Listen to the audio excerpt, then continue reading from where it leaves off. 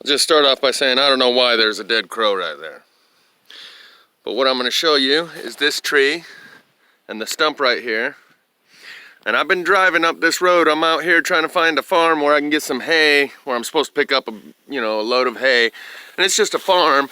And I've been seeing the telltale signs everywhere. All the posts in people's yards are burnt on one side or have little spots of burn within them. Unburn, burn, unburn. You can see the burn clearly. Unburn, unburn, highly burn. Let me show you how big this is. And just to get an idea of how deep that is, I don't know how well this is going to work. That's my knee right there. So this part comes up above my knee. And you saw how that's about 5 times as big as my foot. I'll grab a tape measure. It don't matter. That's about 4 foot across. Huge ass trees. That's the bottom line. Completely burnt down in the center.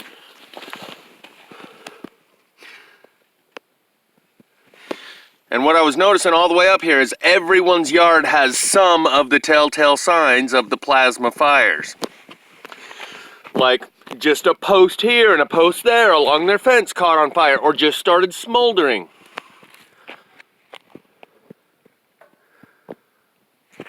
But when you see a tree like this,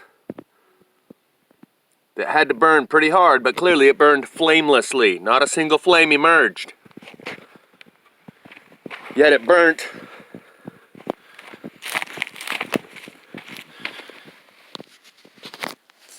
You see how there's that gap behind there? How that's completely white and unburnt, along with all of that. The farmers around here know that ain't fire. So what are you supposed to do? Who are you going to tell? Who are you going to call? One thing that you do know is that the powers that be are not in control anymore, or they would be publicizing this, telling you it's global warming, telling you that they'll sell you the solution if you'll pay your carbon taxes and give up this and give up that. There's a good sign. That's the telltale stuff that I've learned to find. If it'll focus. You see the burn here and the burn there and that little strip of unburn. Let me see if I can throw a light on it. See a little strip of unburn that goes along this line right here where the core wood meets the outer wood. You might call it the bark, but it's not even the bark. It's just an outer wood. And you can see how it highly burned here and there, but between the two it missed a streak.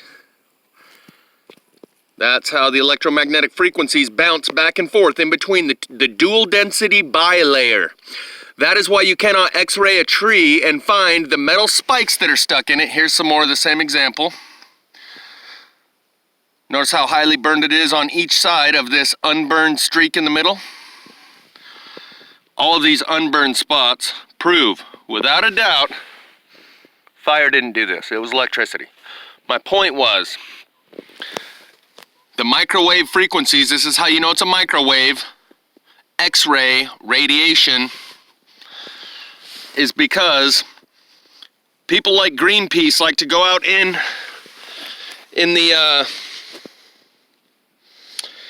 the forest and drive big metal spikes into the trees to save the tree, so that when the guy with the chainsaw comes to cut it down, his chainsaw hits that metal spike and bounces off. And a lot of the time it breaks his chain and someone loses a limb or a head. They would just x-ray the tree prior to running the chainsaw, but that don't work.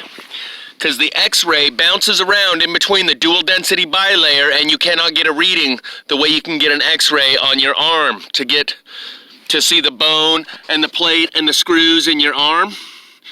You cannot x-ray a tree and see the screws and stuff in the tree, or the large metal spikes that Greenpeace type like to drive into them.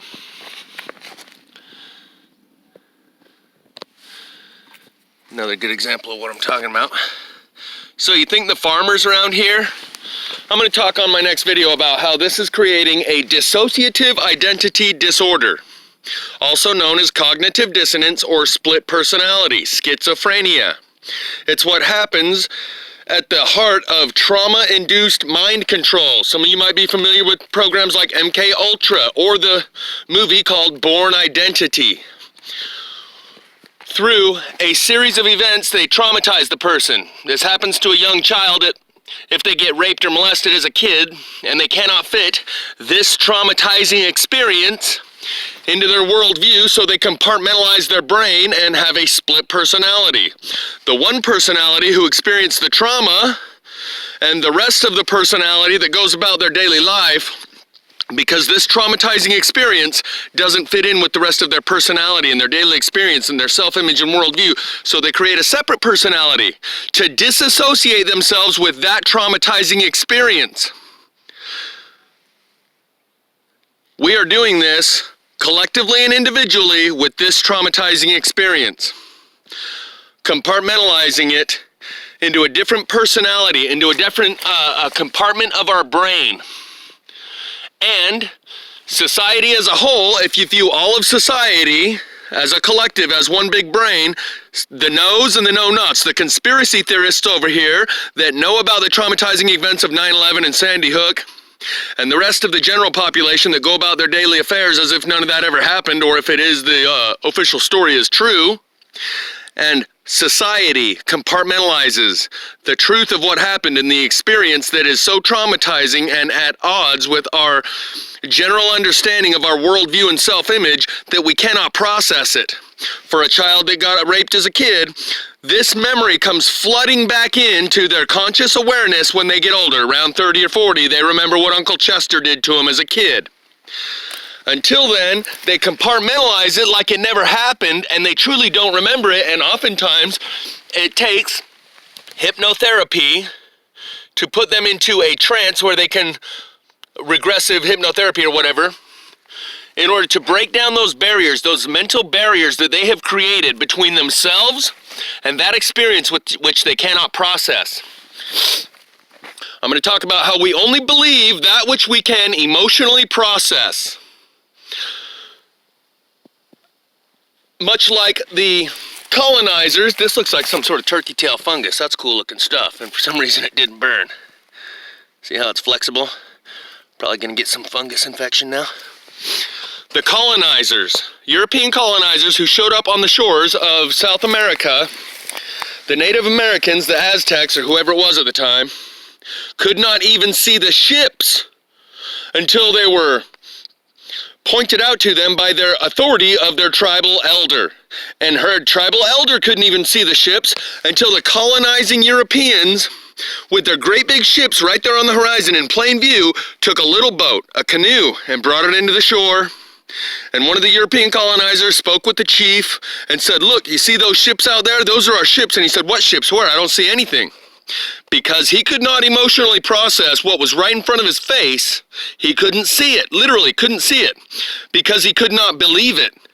And we, individually and collectively, are only capable of seeing and believing and perceiving and having a concept of that which we can emotionally process. That's what's happening here. Some people don't even see it, because it would take a lot for them to emotionally process that the government that's here to protect me, they would say something, they would do something. You don't know about this if no one else does, because I align my beliefs with the majority of the population. And we all believe the same thing. What do you think? You're smarter than everyone else? Groupthink. Kind of got off subject there. But I'm going to go into a little more detail later about how we can only believe and perceive and even see. Our eyes do not even see what's right in front of our face if we can't believe it. And we can't believe it if we can't emotionally process it. Look at these unburned streaks right here. And most people cannot emotionally process this. They have not reached a level of emotional maturity to believe and see the truth that's right in front of their face. And as we go through these changes, you'll be able to see the 5 levels of grief that were identified by Elizabeth Kubler-Ross. Denial, anger, depression, denial, negotiation, anger, depression, acceptance. Most people are still in denial. And you can see these stages of psychological processing happen when someone loses a loved one. What they're losing right here is their beloved self-identity and worldview and perception of the world. Their preconceived ideas. And their mental immune system kicks in order to attack any foreign substances, just like your biological immune system attacks the foreign substance.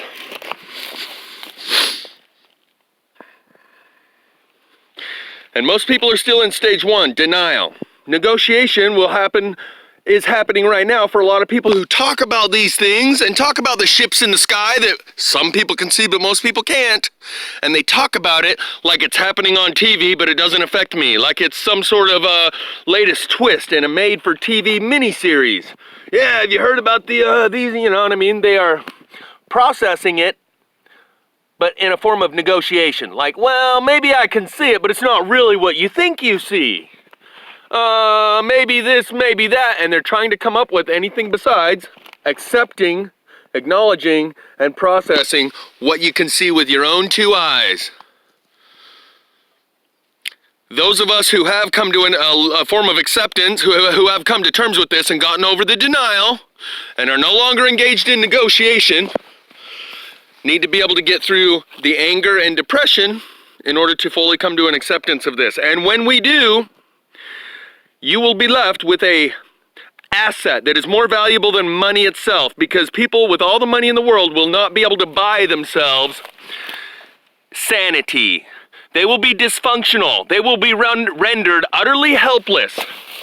When this truth comes home to roost and their whole world comes crumbling down around them, they will beg the average truther for a clue and a way to be able to understand this and process it. And it is then that I will be able to offer my services to a captive audience that hangs on my every word, the same people who right now would ridicule and mock and dismiss what I show them and tell them. And the reason they do, they don't attack me, they don't hate me, it's what I represent, the death of their self-image and worldview. Their beloved preconceived ideas that they don't want to let go of. Their whole world would die if they were to listen to me and believe what I'm showing them and tell them is real. So they go into these different forms of denial, negotiation. Those also parallel that thing that says that the truth goes through 3 stages. The denial. Hold on, I might have to talk to this guy in the truck. This old man convinced himself that he's the one that did that. I asked him, what do you think about this? He said, oh, I'm the one that burned it because it had a pivot and it stuck out too far and hit my traco and all this other shit. I know. Fire doesn't do that. Let's go look at it again. He's a perfect example of what I said. People will convince themselves of anything they need to, and they will use any ridiculous, unbelievable, impossible explanation like, oh, I did that. I bring some limbs over and I burn on that stump. You didn't do this, old man. If I put limbs on top of there and lit them on fire, this white part on top would be black. But he's convinced himself that he did this. Show you something else real quick. See this glass bottle? You see how it melted? You ever throw a glass bottle into a fire pit when you're out camping? You've never seen one melt like that, because fire doesn't reach temperatures that are capable of melting glass. Here's the bottom of it that broke off.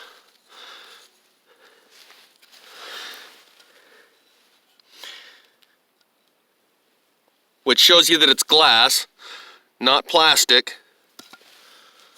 Plastic bends, and glass only bends like that when it reaches temperatures that wood will not create those temperatures. You have to put the wood in a furnace and have a bellows blowing on the wood or coal or whatever it is to get it hot enough to melt glass.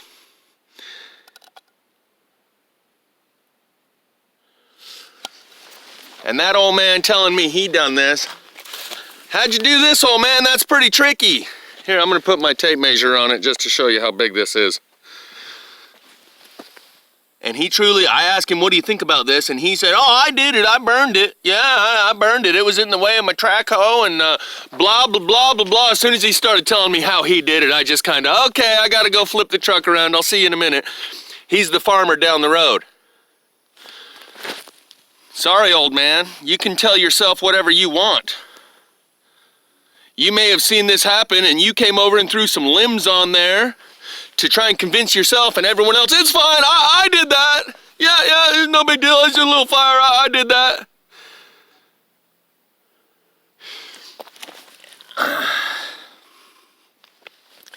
Yeah, so that's a perfect example of what I was saying, how people will create anything to keep their worldview intact. So that's the 3-foot mark, and it's burned much deeper down in there. Tell us how you did this, old man. That's the 4-foot mark.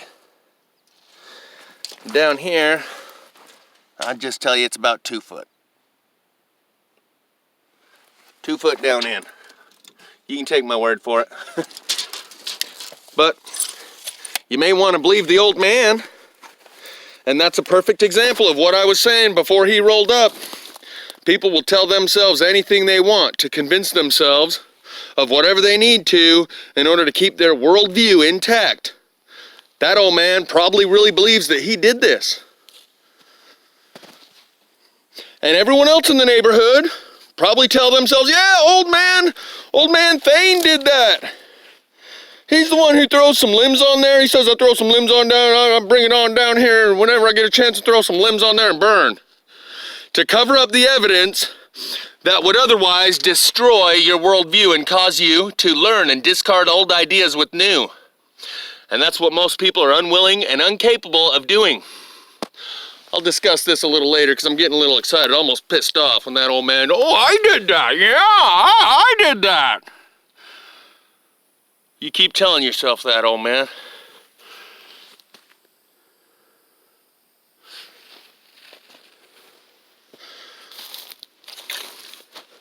I think I'm going to take this glass bottle with me. Just take one last view of this and acknowledge fire couldn't do this. If you threw limbs on top of here and lit them on fire, this perfectly white wood would not be perfectly white. And fire doesn't burn its way underneath. You see this unburnt spot right here? Fire doesn't burn underneath and not burn the outer part. And the fact that that old man came along and gave me a perfect example of what I was just telling you about people's self-image and worldview and how they, in order to keep it intact, they attack the foreign substance. The way he did that was coming down here and throwing some limbs on it and telling himself that he's the one that burned it. I will show you all through town as I go back people's fence posts that are in the ground that have a spot here and a spot there burned and all unburned all around it. Fire don't do that. You don't need to be a genius. You just have to think for yourself. And when someone gives you an explanation like the fire department that told my stepdad that the next door neighbor's house caught on fire from a cigarette butt, and I will show you that there's no way a cigarette butt did that because it burns perfect lines in ways that fire could not produce. But we will tell ourselves anything we want to hear if we are willing. To listen is to learn, and too much is what we deserve. And how come when we say that we do, we don't? How come when we say that we will, we won't? Pray to anybody you want, we don't. Oh, oh, oh, oh, oh, oh, oh. But if we're the ones to blend in the fruit, shouldn't taste so good we would use, and think that we got nothing to lose.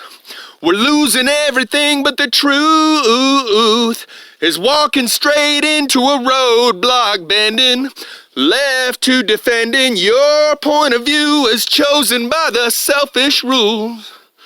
Oh, oh, oh, oh. With all these do's and don'ts, The future's an empty promise, unconcerned and so tired of waiting. We could sell it wooden horses full of nightmares, and when they open, this all might be composed. There's no going back to the good old days, it's just a phase bringing some new light.